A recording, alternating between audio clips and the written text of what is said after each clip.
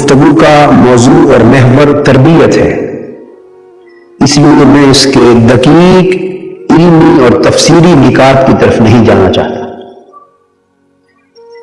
مگر یہاں اتنی بات ذہن نشین کر لیں کہ یہ سجدہ سجدہ تعظیمی تھا۔ کیا تھا؟ سجدہ عبادت نہ تھا۔ سجدہ عبادت اللہ جل مجدہ کے سوا کسی امت میں اور کسی نبی کے زمانے میں بھی کسی اور کے لیے روا نہیں رہا۔ اللہ کے سوا کسی اور کو سجدہ کرنا عبادت کے طور پر یہ کفر اور شرک ہے۔ اس حکم میں کبھی بھی کسی زمانے میں فرق اور اختلاف نہ تھا۔ البتہ سجدہ تعظیمی کے بارے میں پہلے حکم جدا تھا اور اب حکم جدا ہے۔ پہلی امتوں میں تعظیماً سجدہ کرنا جائز تھا، اور آپ کو معلوم ہے کہ حضرت یوسف علیہ السلام کے پاس جب مصر میں آپ کے والد گرامی حضرت یعقوب علیہ السلام اور آپ کی والدہ ماجدہ اور بھائی سب پہنچے تو انہوں نے سجدہ کیا، جس پر انہوں نے فرمایا کہ یہ میرے اس خواب کی تعبیر ہے جو میں نے بچپن میں دیکھا تھا، اور اپنے والد گرامی حضرت یعقوب علیہ السلام کو سنایا تھا کہ ابا جان میں نے خواب دیکھا ہے کہ مجھے چاند اور سورج اور 11 ستارے سجدہ کر رہے ہیں۔ تو آپ نے فرمایا تھا کہ بیٹے یہ خواب اپنے بھائیوں کو نہ سنانا، اگر یہ بات ان تک پہنچ گئی تو وہ حسد کے باعث تمہیں بہت بڑی تکلیف میں مبتلا کر دے۔ پھر وہی ہوا، بھائیوں کے ساتھ جو تعلق ایک رشتہ تھا اس کے باعث وہ بھائیوں تک بات پہنچی، اور انہوں نے حسد کی بنا پر پھر وہ ماجرا کیا جس کا تفصیل آپ سورہ یوسف میں پڑھتے ہیں۔ جب یوسف علیہ السلام تخت سلطنت پر متمکن ہوئے مصر میں اور آپ کی بعثت ہو گئی، نبوت سے سرفراز ہوئے اور سلطنت کے تخت پر مقیم ہوئے، اور آپ کے والدین اور آپ کے بھائی وہاں پہنچے، اور انہوں نے اس زمانے کی رسم اور اس دور کے حکم شریعت کے مطابق آپ کو سجدہ تعظیمی کیا۔ حکم شریعت اس لیے کہ محض رسم ہوتی تو ہر دوسرا شخص سجدہ تعظیمی کرتا، مگر حضرت یعقوب علیہ السلام نہ کرتے۔ وہ تو نبی تھے، وہ تو خود نبی تھے، پیغمبر تھے، اور پیغمبر جھوٹی اور غلط رسموں کو توڑنے کے لیے آتا ہے، نہ کہ اپنانے کے لیے۔ ان کی پیغمبرانہ شان اور پیغمبرانہ منصب کا تقاضا تھا کہ اگر اس دور کی شریعت میں سجدہ تعظیمی ناجائز ہوتا تو وہ سجدہ ریز نہ ہوتا، مگر سجدہ کیا، اور ساتھ فرمایا بیٹے یہ اس خواب کی تعبیر ہے جو تو نے بچپن میں دیکھا تھا۔ آج تیرا باپ، تیری والدہ اور تیرے بھائی تیرے سامنے تعظیم کا سجدہ ادا کر رہے ہیں۔ خیر میں نقطہ یہ سمجھا رہا تھا کہ سجدہ تعظیمی پہلے ادوار میں جائز تھا، تو ملائکہ کو بھی سیدنا آدم علیہ السلام کو سجدہ تعظیمی کا حکم ہوا، مگر حضور نبی اکرم صلی اللہ تعالی علیہ وسلم کی امت کے لیے سجدہ تعظیمی بھی حرام کر دیا گیا۔ اب امت مسلمہ میں کسی کو بھی خواہ حضور نبی اکرم صلی اللہ تعالی علیہ وآلہ وسلم ہی کی ذات گرامی کیوں نہ ہو اور آپ کا مزار اقدس ہی کیوں نہ ہو، اسے بھی تعظیماً سجدہ کرنا حرام ہے۔ اس پر کوئی الجھن، کوئی التباس اور کوئی شک نہیں رہنا چاہیے۔ تعظیماً سجدہ کرنا حرام کر دیا گیا، اور عبادتاً سجدہ کرنا میں عرض کر چکا ہوں کہ وہ کفر اور شرک، اس کی تو گنجائش پہلے بھی نہیں تھی، تعظیمی سجدے کی تھی، مگر حضور علیہ السلام نے اپنی امت کے لیے اسے بھی حرام کر دی اور فرمایا اگر سجدہ کسی اور کے لیے کرنا جائز ہوتا تو میں حکم دیتا کہ بیویاں صبح اٹھ کر اپنے شوہروں کو سجدہ کریں۔ ہماری بہنیں، مائیں اور بیٹیاں بیٹھی ہوں گی نیچے سن رہی ہیں، ان کے لیے کہ شوہر کا اس قدر حق بیان کیا گیا فضیلت اور عظمت کے اعتبار سے کہ حضور صلی اللہ علیہ وسلم نے فرمایا، اور یہاں بھی مراد تعظیماً سجدہ ہے، عبادتاً سجدہ مراد ہی نہیں لیا جا سکتا۔ فرمایا اگر تعظیماً کسی کو سجدہ کرنا میری شریعت میں جائز ہوتا تو میں حکم دیتا کہ بیوی اپنے شوہر کو سجدہ کرے، مگر سجدہ کسی اور کو کرنا کفر یا حرام قرار دیا جا چکا ہے۔ یہ بات اس لیے سمجھائی، بعض لوگ بہت قلیل نادانی اور جہالت اور کم علمی کے باعث بعض لوگ اپنے مشائخ کو سجدہ کر گزرتے ہیں، اپنے بزرگوں اور پیروں کو، اور بعض لوگ بعض علاقوں میں بسبب جہالت مزارات اولیاء کو بھی سجدہ کرتے ہیں۔ وہ بڑا کم ہوتا ہے، مگر کہیں کہیں جہاں جہالت زیادہ ہے، خاص طور پہ دیہاتی علاقوں میں، وہاں ہوتا ہے۔ اس کا کوئی تعلق مسلک اہل سنت والجماعت اور شریعت محمدی صلی اللہ علیہ وسلم کے ساتھ نہیں ہے، یہ محض جہالت ہے اور فعل حرام ہے، اور اگر عبادت کی نیت سے کیا تو کفر اور شرک۔ یہاں ایک اور مغالطہ بھی، چونکہ بات چھڑ گئی تو واضح کرتا چلوں کہ جہاں تعظیماً سجدہ کرنا حرام ہے وہاں ایک اور مغالطہ بھی لاحق ہوتا ہے۔ مجھے بعض لوگ ایسا کرنے والے کہتے ہیں کہ ہم عبادت کا تھوڑا سجدہ کر رہے ہیں، ہم تو صرف تعظیماً کر رہے ہیں۔ اسی کی بات تو میں کر رہا ہوں کہ وہی تعظیماً سجدہ کرنا حرام ہے۔ اگر عبادت کی نیت سے کیا گیا ہوتا تو عبادتاً سجدہ کرنے والا کافر و مشرک گردانا جاتا، اسلام سے خارج ہو جاتا، اسے پھر توبہ کر کے قبول اسلام کرنا پڑتا۔ تو عبادت کی نیت سے کیا تو یہ تو کفر و شرک ہو گیا۔ میں جس چیز کی نفی کر رہا ہوں اور اصلاح کی بات کر رہا ہوں وہ تو تعظیم ہی کی نیت سے کرنا ہے کہ وہ حرام ہے۔ اب یہاں افراط اور تفرید سے بچتے ہوئے جو تعظیماً سجدہ کرے یہ فعل حرام ہے مگر کفر اور شرک نہیں ہے، اس میں فرق ہونا چاہیے۔ تو بعض لوگوں کے ہاں یہ بھی جہالت، کم علمی یا مزاج میں زیادہ شدت اور انتہا پسندی کے باعث وہ شرک اور کفر سے پیچھے رکتے ہی نہیں، شرک اور کفر سے پیچھے رکتے ہی نہیں۔ وہ آپ کرکٹ میں کیا کہتے ہیں، ایک لگاتے ہیں جس پہ 2 سکور ہوتے ہیں پھر اس کے بعد 4، کیا کہتے ہیں اس کے چوکا، اور 2 کو کیا کہتے ہیں 2 سکور اور 4 پھر چھکا۔ وہ چھکا سے پیچھے رکتے ہی نہیں۔ جو کام کسی نے کیا یہ نہیں گمان کرتے کہ یہ مکروہ ہو سکتا ہے، یہ ناجائز ہو سکتا ہے، حرام ہو سکتا ہے، مگر کرنے والا مسلمان رہے گا، فعل حرام ہے۔ جیسے کسی نے شراب پی تو شراب پینا حرام ہے، تو شراب پینے والا حرام فعل کا مرتکب ہے، فاسق کہلائے گا، کافر۔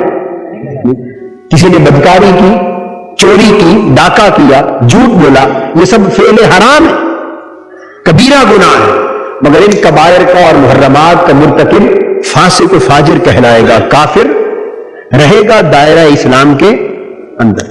تو بعض لوگوں نے شریعت پر اتنا کنٹرول ڈیولپ کر لیا ہے کہ وہ جب طبیعت چاہتی ہے اٹھا کے دائرہ اسلام سے خارج باہر پھینکتے ہیں، اندر تو رہنے ہی نہیں دیتے۔ تو یہ دوسری طرف کا غلو،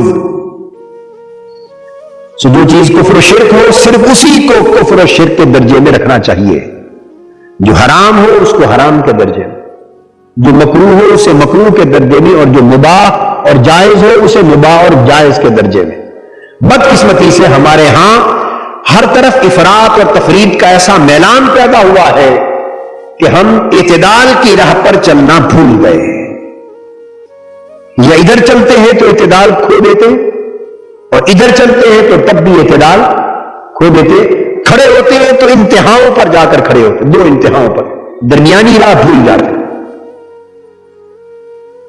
سو اگر کوئی شخص تعظیماً سجدہ کر رہا ہے تو اسے کافر و مشرک نہیں کہنا چاہیے, اسے سمجھانا چاہیے, اسے ہدایت کی بات کرنی چاہیے اور سمجھانا چاہیے مسلمان ہے, نادان ہے کہ یہ حرام کا فعل ہے, اسلام میں اس امر کی گنجائش نہیں, اسے نصیحت کرنی چاہیے. اور اسی ضمن میں جو دوسری بات عرض کرنا چاہتا تھا وہ یہ ہے کہ آدم علیہ السلام کو جب ملائکہ نے تعظیماً سجدہ کیا تو ابلیس نے انکار کر دیا. ابلیس نے انکار کر دیا.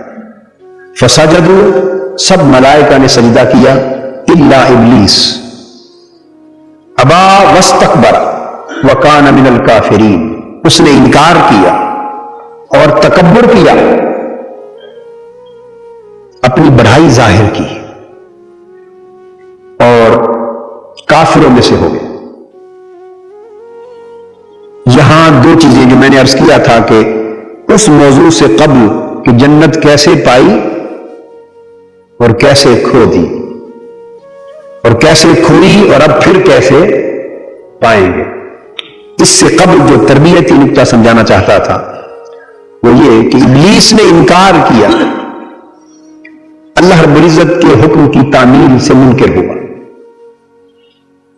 قرآن مجید نے دو لفظ استعمال فرمائے ہیں, ابا واستکبر. ایک یہ کہ اس نے انکار کیا اور دوسرا تکبر کیا. دیکھنا یہ ہے کہ انکار کس امر کی طرف ہے اور تکبر کا اشارہ کس امر کی طرف ہے. دو فعل ہیں نا ابلیس کے, اور ان دو فعلوں کے نتیجے میں وہ کافر گردانا گئے. لفظ ابلیس آیا ہے تو ابلیس کا معنی بھی بتا دوں. سنا کبھی آپ نے, غور نہیں کیا کبھی ہے؟ ابلیس کا معنی ہے مایوس. کیا معنی ہے؟ یہ باب افعال سے ہے, ابلس ابلاسا. ابلیس اس کا معنی ہوتا ہے مایوس ہونا, تو ابلیس کہتے ہیں جو اللہ کی رحمت سے مایوس ہو گیا.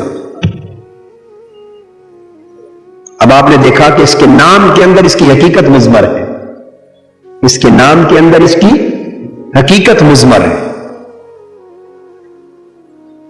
تو یہ معنی میں نے اس لیے بتانے کی ضرورت محسوس کی تاکہ یہ سمجھ لیا جائے کہ اللہ کی رحمت سے مایوس ہونا یہ فعل ابلیس ہے, یہ مومن کی شان نہیں ہے. خواہ جتنے مصائب آ جائیں, جتنے آلام آ جائیں, جتنے دکھ ہو جائیں, جتنی پریشانیاں ہوں, جتنی بیماریاں ہوں, جتنی تکلیفیں ہوں, ظاہر اسباب جس قدر منقطع ہو جائیں, وسائل جتنے منقطع ہو جائیں, آگے بڑھنے کا کوئی راستہ دکھائی نہ دے رہا ہو اور یوں لگے کہ بس مارے گئے, حالات یہ دکھا رہے ہو اور اس کے نتیجے میں آپ کے دل میں اللہ کی رحمت سے مایوسی آ جائے تو آپ نے ابلیس کی راہ اختیار کر. اگر اس کے نتیجے میں اللہ کی رحمت سے مایوسی آ جائے, لا تقنطوا من رحمت اللہ, تو ابلیس کی راہ اختیار کر لی. اور اگر حالات اپنی ناسازگاری میں انتہا کو پہنچ جائیں اور ظاہراً عالم اسباب میں کوئی دریچہ بھی آگے گزرنے کا دکھائی نہ دے رہا ہو, مگر پھر بھی یقین کامل ہو کہ جس وقت میرے اللہ کا امر ہوگا دنیا کی کوئی طاقت میرا راستہ روک نہیں سکتی, تو آپ نے ایمان کی راہ اپنا لی. آپ نے ایمان کی راہ اپنا لی. آپ نے ایمان کی راہ اپنا لی. ایمان اللہ کی رحمت پر بھروسہ قائم رکھنے کا نام ہے, اور کفر اللہ کی رحمت سے بھروسہ اٹھا لینے کا نام ہے. یہ نقطہ لفظ ابلیس سے سمجھ میں آیا. اب پھر آگے آ جائیے فعل ابلیس کی طرف. ایک اس نے انکار کیا اور ایک تکبر کیا. انکار کس امر سے کیا؟ اللہ کے اذن سے. اللہ نے فرمایا تھا اذ قلنا للملائکۃ اسجدوا لآدم, آدم کو سجدہ کرو, اس نے سجدہ نہ کیا. تو انکار کس کے امر سے ہوا؟ بولیے, امر الہی سے. اللہ کا حکم تھا کہ سجدہ کرو، اس نے سجدہ نہ کیا تو اللہ کے امر سے انکار کیا. ابا، اس نے انکار کر دیا. تو جو اس کا فعل انکار تھا یہ امر الہی کی نسبت تھا. یہ گستاخی ہوئی امر الہی کی، یہ گستاخی کی اس نے امر الہی کی. دوسرا لفظ ہے واستکبر، اور اس نے تکبر کیا. تکبر کہتے ہیں خود کو دوسرے سے بڑا جاننا اور ظاہر کرنا. تکبر کسے کہتے ہیں؟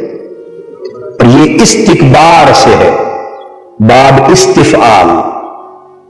اور تکبر خود کو دوسرے سے بڑا جاننا، بڑا ظاہر کرنا، اور دوسرے کو خود سے کم اور نیچا سمجھنا، اس کو تکبر کہتے ہیں. اب یہاں ایک سوال کرتا ہوں، جواب آپ خود دیں گے. اس کا مفہوم سمجھانے کے بعد آپ جواب بھی سمجھ گئے ہوں. تکبر کس سے کیا اس نے؟ کیا اللہ سے کیا؟ بولیے، کیا یہ ممکن ہے اور ممکن تھا کہ ساری گمراہیوں کے باوجود اور انکار کے باوجود ابلیس یعنی شیطان خود کو اللہ سے بڑا سمجھتا؟ کیا یہ ممکن تھا؟ کیا اس نے خود کو اللہ سے بڑا سمجھا؟ نہیں، وہ تو چپے چپے پر اللہ کے حضور سجدہ کرنے والا تھا. یہ پہلا انکار ہوا اس سے کہ اس نے سجدہ نہ کیا، ورنہ اس کی ساری زندگی سجدوں میں گزری تھی.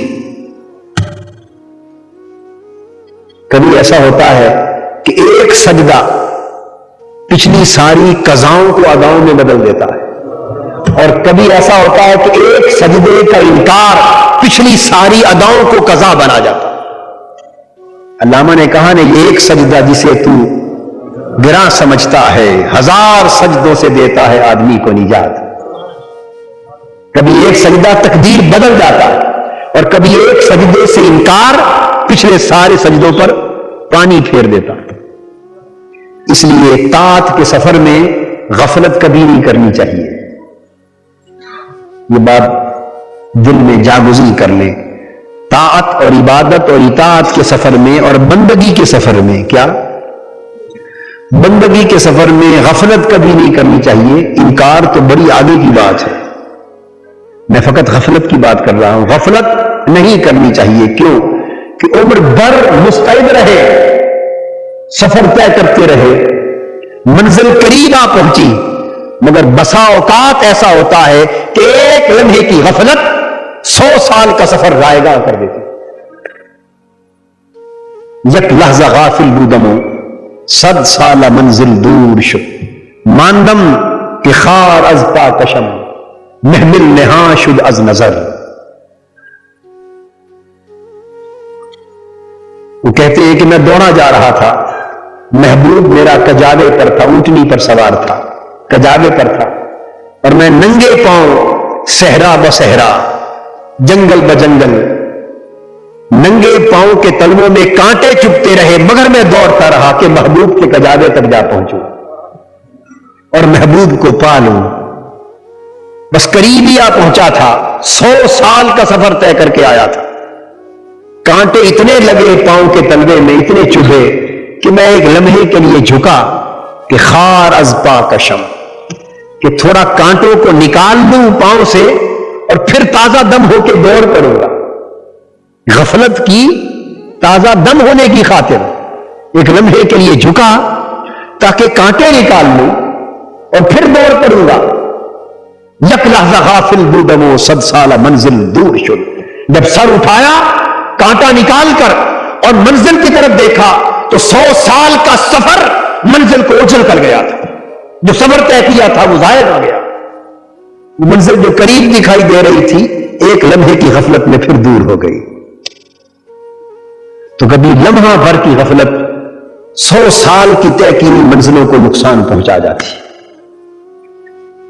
غفلت اتنا نقصان پہنچاتی ہے تو انکار کو بہت بڑا نقصان پہنچاتا ہوگا. میں نے عرض یہ کیا کہ بندگی کے سفر میں ایک لمحے بھر کی غفلت بھی جائز نہیں ہے. اور ہمارا حال کیا ہے؟ ہماری پوری زندگی غفلت کی نظر ہے. کبھی کسی لمحے ایمان جوش مارتا ہے تو بندگی پر اتر آتے. بالکل برعکس ہے،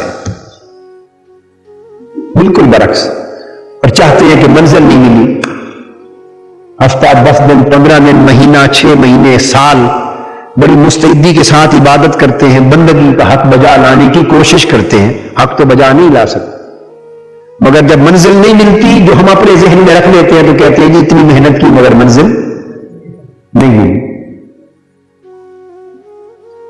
یہ نفس کی عجلت ہے، حالانکہ اس کے برعکس حالت یہ ہے کہ عمر بھر کا سفر ایک لمحے کی غفلت سے ضائع ہو جاتا ہے۔ میں عرض کر رہا تھا کہ ابا اس نے انکار کیا، واستکبر، اور تکبر کیا۔ تو تکبر کس سے کیا؟ وہ آدم علیہ السلام سے سجدہ کا انکاری ہو کر، ان کو سجدہ کا انکاری ہو کر تو ابا کا مرتکب ہوا۔ واستکبر اور تکبر کا مرتکب کب ہوا؟ وہ خود کو اللہ سے بہتر تو سمجھ نہیں سکتا تھا، وہ تکبر بارگاہ نبوت میں کیا، انکار بارگاہ الوہیت میں کیا۔ ابا، انکار کہاں کیا؟ بارگاہ الوہیت میں، اور تکبر کہاں کیا؟ بارگاہ نبوت میں، اور دونوں کو ایک مقام پر اللہ رب العزت نے جمع فرمایا۔ وَكَانَ مِنَ الْكَافِرِينَ، کافر ہو گئے۔ اور بارگاہ نبوت میں تکبر کیا تھا؟ اس تکبر کا راز اور بنیاد سمجھا دیتا۔ گفتگو اسی پر ختم کرنا پڑے گی چونکہ جو موضوع تھا جنت کیسے کھوئی اور کیسے پاؤ گے وہ پھر انشاءاللہ اگلے جمعۃ المبارک پر بیان کروں گا، کیونکہ وہ بڑا جامع اور شاندار اور ایمان افروز موضوع ہے۔ نہیں چاہتا کہ تھوڑے وقت میں اسے مختصر بیان کر کے بہت سے ضروری نکات اور ضروری پہلو نظر انداز کر دوں۔ وہ تکبر جو بارگاہ نبوت میں کیا ابلیس نے، وہ کیا تھا؟ اس کی بنیاد کیا تھی؟ اس کی نظر تکبر کیوں قرار پا گئی؟ اس کی سوچ استکبار کیوں بنی؟ وہ کیوں بارگاہ نبوت کا گستاخ گردانا گیا؟ یہاں ایک بات سمجھانا چاہتا ہوں، وہ یہ کہ وہ بارگاہ الوہیت میں انکار نہ کرتا اگر بارگاہ نبوت کا گستاخ نہ ہوتا۔ وہ پہلے گستاخ نبوت ہوا، گستاخ بارگاہ نبوت ہوا۔ اس نے تکبر حضرت آدم علیہ السلام سے کیا، اس تکبر نے اس کے اندر انحراف پیدا کیا، اور اس کے نتیجے میں وہ اللہ کے امر کا منکر ہوا۔ تو گویا بارگاہ الوہیت کی جو اس نے گستاخی کی انکار کر کے، اس کا سبب بھی گستاخی بارگاہ نبوت بنی۔ اب بات کو سمجھیں تو وہ ابلیس کی ساری بدبختی اور محرومی اور تباہی اور ہلاکت کی بنیاد بارگاہ نبوت میں گستاخی بنی۔ یہ امر اتنا اہم ہے کہ آج ہم اس کی اہمیت کو کم کرتے چلے جا رہے ہیں، اور جتنی اہمیت اس امر کی ہے اتنی توجہ اس پر ہماری نہیں رہی۔ تکبر کیا تھا یہ سمجھانا چاہتا ہوں۔ ملائکہ نے بھی دیکھا حضرت آدم علیہ السلام کی تشکیل کو، اور ابلیس نے بھی دیکھا۔ کوئی چھپے طریقے سے حضرت آدم علیہ السلام کی تخلیق نہیں ہوئی تھی، بڑی واضح برملا اعلان کے ساتھ ہوئی تھی کہ بجتی مٹی کے گارے سے بنائے گئے تھے۔ حضرت آدم علیہ السلام کا پیکر بشریت بجتی مٹی قرآن مجید میں مختلف جگہوں پر کم سے کم 7 مقامات پر اجمالاً یا تفصیلاً تذکرہ آیا ہے۔ بجتی مٹی سے اس کے گارے سے بنائی گئی تھی، وہ خمیر پیکر بشریت، بار بار ذکر کیا۔ یہ ملائکہ بھی جانتے تھے، اور یہی بات ابلیس بھی جانتا تھا، اور اس امر کا بیان اللہ جل مجدہ نے خود بھی فرما دیا تھا۔ تو ان کا پیکر بشریت ہونا اور اس پیکر بشریت کا مٹی سے، اس کا خمیر مٹی سے تیار کیا جانا، یہ ایسی بات نہ تھی کہ ابلیس جانتا ہو اور ملائکہ نہ جانتے ہو، سب جانتے تھے۔ اب تکبر کیا ہوا؟ تکبر یہ تھا، جانتے تو سارے تھے کہ جو بشری پیکر ہے اس کی تخلیق مٹی سے ہوئی ہے، مگر فرق یہ ہو گیا کہ جب حکم ہوا سجدہ کا، ملائکہ نے جانتے ہوئے بھی کہ یہ بشری پیکر ہے اور ہم نوری پیکر ہیں، جانتے ہوئے بھی کہ ہم نوری پیکر ہے، پیکران نوری ہے، اور یہ حضرت آدم علیہ السلام کا جسد انصری، ان کے روحانی اور نوری پیکر کی بات نہیں کر رہے جو عالم ارواح میں تھا، اب تو زمین پر حضرت آدم علیہ السلام کی بشری تخلیق کی بات ہو رہی ہے۔ اب بات سمجھ رہے ہیں نا، زمین پر ان کی بشری تخلیق کی بات ہو رہی ہے، جانتے ہوئے کہ بشری پیکر مٹی سے بنا ہے، نگاہ دونوں کی ہے، مگر فرشتوں نے حضرت آدم علیہ السلام کی بشری تخلیق کی حقیقت کو نہ دیکھا، بلکہ اس کے اندر کار فرمان نور حق کو دیکھا اور سجدہ ریز ہو گئے، اور ابلیس کی نگاہ نور حق پر جانے کی بجائے اس پیکر بشریت پر گئی اور مٹی کی تخلیق پر گئی، اور وہ بول اٹھا کہ میں اسے سجدہ کیسے کروں، یہ تو بشر ہے، کہ میں بشر کو سجدہ نہیں کرتا، میں اس سے بہتر ہوں، مولا مجھے تو نے آگ سے بنایا ہے اور اسے تو نے مٹی سے بنایا ہے۔ اس نے نظر پیکر بشریت کی تخلیق پر رکھی اور اس کی حقیقت پر نگاہ ڈالی، اور وہ جو اس لبادہ بشریت کے اندر، پیکر بشریت کے اندر، عنصر بشریت کے اندر جو نور حق جلوہ گر تھا، جس کے باعث انہیں منصب خلافت میں بٹھایا جا رہا تھا، وہ پیکر بشریت جسے عظمت علمی عطا کی گئی تھی، جسے فضیلت معرفت عطا کی گئی تھی، جسے مسجود ملائک بنایا جانے والا تھا، جو ابو محمد بنایا جانے والا تھا صلی اللہ علیہ وآلہ وسلم،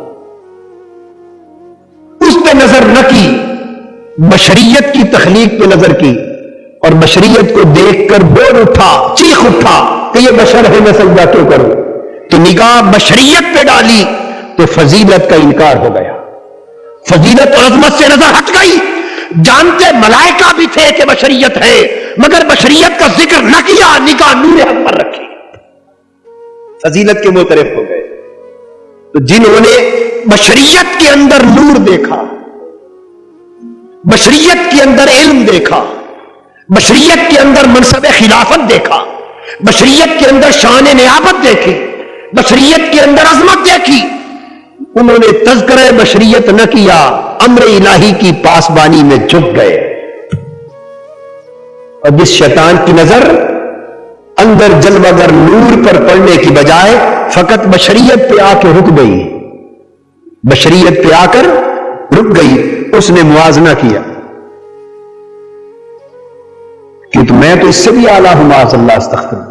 تو جو نگاہ بشریت پہ ٹک جاتی ہے وہاں سے تکبر پیدا ہوتا ہے، یہ نقطہ سمجھ لیں۔ جو نگاہ بارگاہ نبوت میں، بارگاہ نبوت کے مشاہدے میں جو نگاہیں بشریت پر ٹک جاتی ہیں وہاں تکبر پیدا ہوتا ہے، اور جو نگاہیں پیکر بشریت سے گزر کر نور حق کو جلوہ گر دیکھتی ہیں ان میں ادب پیدا ہوتا ہے۔ جو نگاہیں بشریت کی دیوار پر پڑی رہتی اور بشریت ہی کی بات کرتی رہتی ہے ان میں تکبر پیدا ہوتا ہے۔ یہ راز دین ہے، میں عرض کر رہا ہوں آپ کو، راز ایمان ہے اور سعادتوں اور محرومیوں کا راز۔ جو نگاہیں بشریت پر ٹک جاتی ہیں اور اس بشریت کے پیچھے نور حق جلوہ گر نہیں دیکھتی ان میں تکبر پیدا ہوتا ہے، اور جو نگاہیں، انکار تو ہے ہی نہیں بشریت کا، جھگڑا ہی نہیں ہے اس پر، جھگڑا تو تب ہونا کہ بشریت کا انکار ہو، وہ تو ہے ہی نہیں۔ فرق صرف اتنا ہے، اختلاف فقط اتنا ہے کہ کچھ نگاہیں چاہتی ہیں کہ بس بشریت کے مشاہدے پر رک جائیں، اور کچھ بشریت سے گزر کر نور حق کو جلوہ گر دیکھتی ہیں۔ جو صرف یہاں رکتی ہیں ان میں تکبر پیدا ہوتا ہے، اور جو اس کے پار نور حق کے جلوے تک چلی جاتی ہیں ان میں ادب پیدا ہوتا ہے، ان میں تو شیطان کی نگاہ یہاں رک گئی، واستکبر، وہ تکبر کر گیا اور اس کے نتیجے میں دھتکار دیا گیا، پھٹکار پڑ گئی، رحمت حق سے محروم کر دیا گیا، عمر بھر کے سجدے برباد ہو گئے اور ہلاک کر دیا گیا۔ اور بشریت ملائکہ نے بھی دیکھی، بشریت ملائکہ نے بھی دیکھی۔ پورے قرآن مجید کو پڑھ لیں، ملائکہ نے 7 بار تذکرہ آیا ہے، بشریت ملائکہ نے دیکھی، مگر بشریت کی بات زبان پر کبھی نہیں لائے. سمجھ آئی ہے؟ دیکھی ملائکہ نے بشریت, مانا ایمان رکھا کہ امر الہی جو تھا, مگر بشریت کی رٹ نہیں لگائی, بشریت کی رٹ نہیں لگائی. میں بڑی نکتے کی بات, یہ ہمارے بہت سے مسلمان بھائی یہاں آ کر لرز گئے, پھسل گئے ہیں. ضروری ہے کہ اس امر کی طرف توجہ کریں اور آپ بھی ہمیشہ متوجہ رہیں. بشریت ملائکہ نے بھی دیکھی, ہر دم دیکھی, مگر بشریت کی رٹ نہیں لگائی اور بشر بشر نہیں کہا. مانتے وہ بھی تھے مگر زبان پر اس بات کو بار بار نہ لائے. کیوں نہ لائے؟ کہ بار بار بشر بشر کا تذکرہ کرنے سے نگاہ جاتی ہے تخلیق بشریت کی طرف, وہ ہے مٹی سے, اور مٹی پر جب نگاہ جائے تو فضیلت کا مشاہدہ کم ہوتا ہے.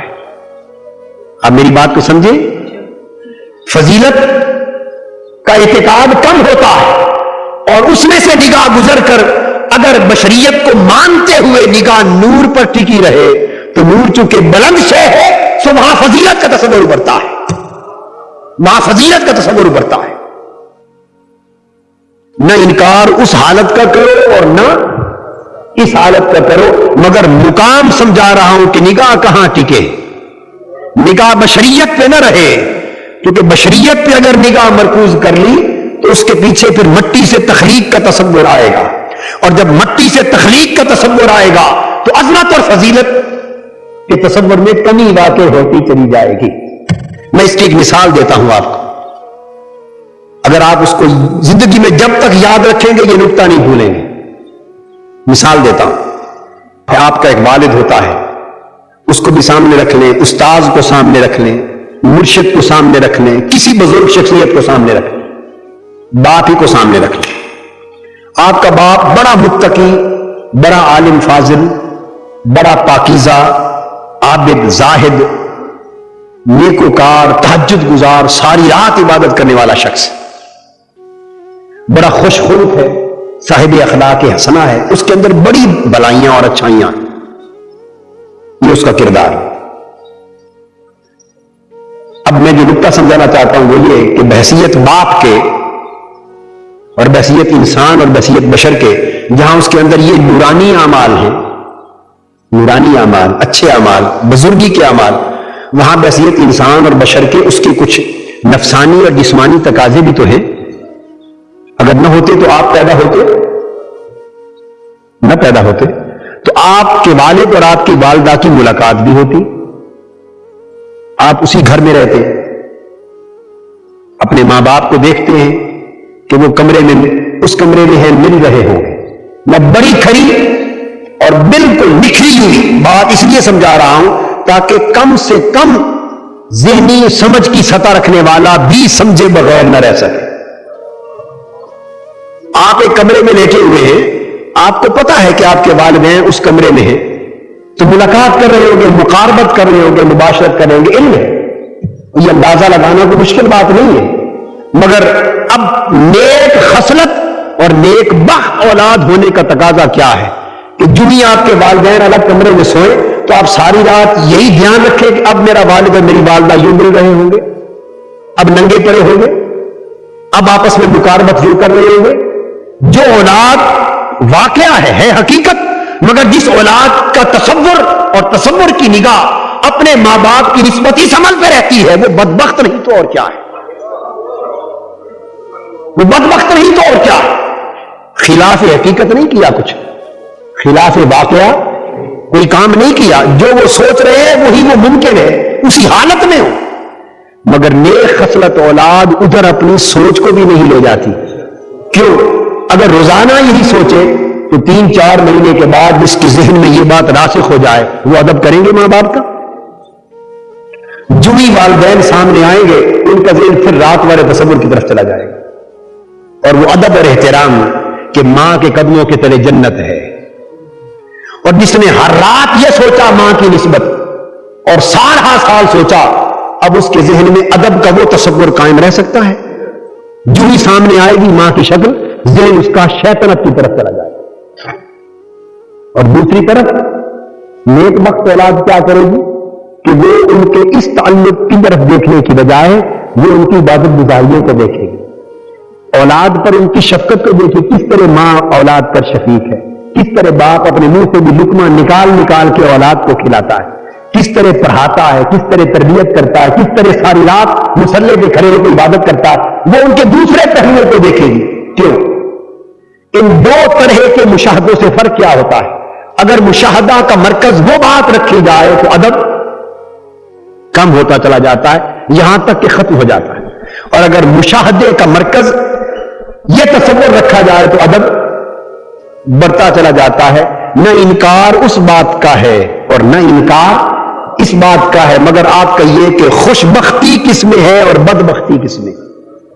خوش بختی نیک تصور پہ نگاہ رکھنے میں ہے, اور بدبختی اس تصور پہ نگاہ رکھنے میں ہے جو واقعہ میں ہے اور گناہ بھی کوئی نہیں, حرام بھی نہیں ہے, حلال ہے, اللہ کا امر ہے, حلال ہے, حرام بھی نہیں, مگر باوجود اس کے کہ حلال ہے, امر واقعہ ہے, اس پر بار بار نگاہ اور تصور رکھنے سے بدبختی پیدا ہو, ادب کم ہوتا. تو میں نے یہ مثال اس لیے دی کہ ایک ایسی بات جو شرعاً حلال ہے, حرام نہیں, ناجائز نہیں, جائز ہے, اور آپ اسی کا نتیجہ ہے جو پیدا ہوئے ہیں, مگر باوجود اس کے اگر والدین کی نسبت دھیان ادھر رکھے تو ادب کم ہوگا, اور دھیان ادھر سے ہٹا کر دوسری سمت رکھے تو ادب زیادہ ہوگا.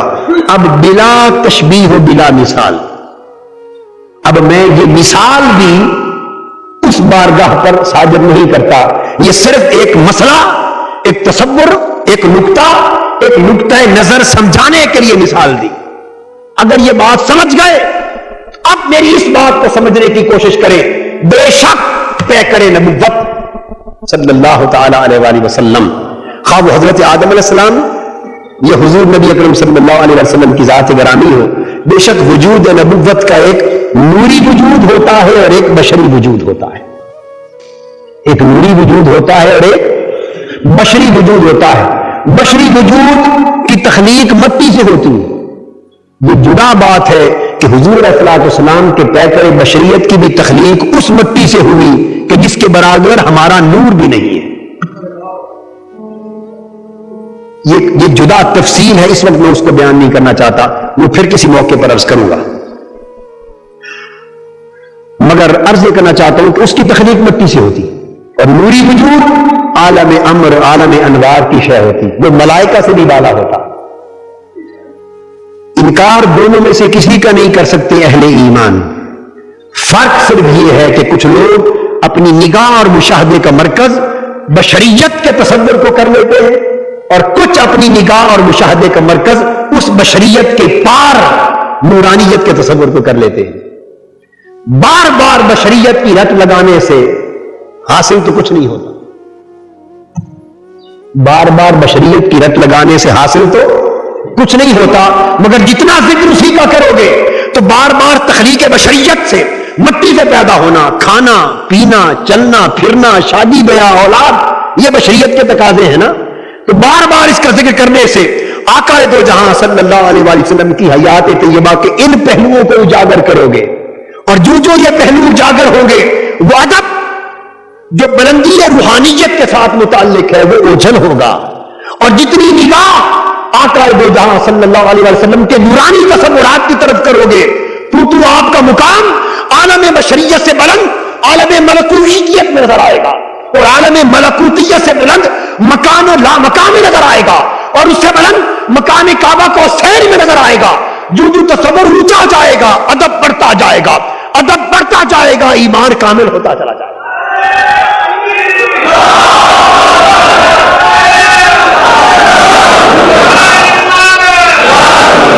یہ سارا کا سارا جھگڑا میں نے آپ کو سمجھا دیا ہے, سارا جھگڑا سمجھا دیا ہے. تو نصیحت یہ ہے, میری نصیحت یہ ہے کہ انکار کسی حال کا نہ کرو, سب حضور علیہ السلام کی شانیں ہیں, اور سب کا بیان قرآن نے کیا ہے, اور سب پیکران نبوت کے حالات ہیں. انکار کسی پر نہ کیا کرو, مگر بشریت پہ ہمہ وقت نگاہ رکھنا یہ ابلیس کا شیوا تھا, یہ کافروں کا شیوا تھا. ابو جہل بھی دیکھتا تھا پیکر بشریت, ابو لہب بھی دیکھتا تھا پیکر بشریت, اور ابو بکر, عمر, عثمان اور علی رضوانullah تعالی علیہم اجمعین بھی دیکھتے تھے، مگر دونوں میں فرق یہ تھا کہ وہ صبح و شام دیکھ کر ابو جہل ابو لہب بشر بشر کہا کرتے تھے، ابو بکر عمر نے کبھی زبان پہ یہ لفظ لایا ہی نہیں تھا۔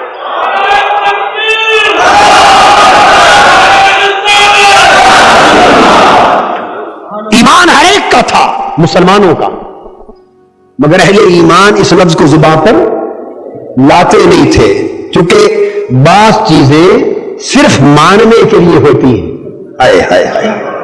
بعض چیزیں صرف ماننے کے لیے ہوتی ہیں، انہیں مان لیا تو کافی ہے، بس مان لیا اور یہ ماننا کافی ہے، اور بعض چیزیں توجہ رکھنے کے لیے ہوتی ہیں، بعض چیزیں ہر وقت دھیان رکھنے میں ہوتی ہیں اور بعض ماننے میں ہوتی ہیں۔